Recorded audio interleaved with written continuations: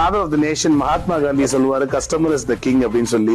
குரு மகாத்ரியா சொல்லுவாரு காந்தி சொன்னதுல இந்த ஒரு ஸ்டேட்மெண்ட்ல மட்டும் எனக்கு ஒரு மாற்று கருத்து இருக்கு. கஸ்டமர் இஸ் த கிங் கிடையாது, ஆண்டர்பிரினர் இஸ் த கிங் அப்படின்னு சொல்லுவாரு. அது எதனால அப்படி சொல்றோம்னா the benefit of selling is lesser than the benefit of buying அப்படின்னா எப்படி வந்து customer can be the king அப்படின்னு அது என்ன அர்த்தம்னா, ஒரு எக்ஸாம்பிள், அவருடைய பெனிஃபிட் ஆஃப் பையிங் சட்டையை வாங்கி ஒரு 6 மாசம் யூஸ் பண்றாருன்னா அவருக்கு 6 மாசம் பெனிஃபிட். நான் பெனிஃபிட் ஆஃப் செல்லிங் எனக்கு என்ன, நான் இந்த சட்டையை விற்கிறேன், எனக்கு ஒரு 50 ரூபாய் ப்ராஃபிட் வருது அப்படின்னா அந்த 50 ரூபாய் ப்ராஃபிட் எனக்கு எவ்வளவு நாளா பெனிஃபிட்டா இருக்கும், ஒரு 6 நாளைக்கு இருக்குமா? அப்ப என்னுடைய பெனிஃபிட் ஆஃப் செல்லிங் வந்து 6 நாள், வாங்குறவரோட பெனிஃபிட் ஆஃப் பையிங் வந்து 6 மாசம் அப்படின்னா வாங்குறவரோட பெனிஃபிட் இஸ் லாங்கர் தென் விக்கிறவரோட பெனிஃபிட். அப்படின்றனால இந்த இடத்துல விக்கிறவங்களுக்கும் வாங்குறவங்களுக்கு யாரு பெனிஃபிட் கூட அப்படின்னு பார்க்க போகும்போது இந்த இடத்துல பையர் தான் பெனிஃபிட் கூட இருக்குன்னா அப்ப ஆண்டர்பிரினர்ஷிப் தானே கிங்கா இருக்க முடியும். பெனிஃபிட் ஹையஸ்டா கொடுக்குறாங்கன்னு சொல்லுவார். சோ கண்டிப்பா கஸ்டமரை மதிக்கணும், கஸ்டமருடைய நீட்ஸ் தான் கொடுக்கணும், எல்லாமே ஓகே. பட் கஸ்டமருக்கு நம்ம பெனிஃபிட்டை விட கஸ்டமருக்கு அதிகமான பெனிஃபிட்டை கொடுத்துட்டோம்னா நம்ம தான் கிங்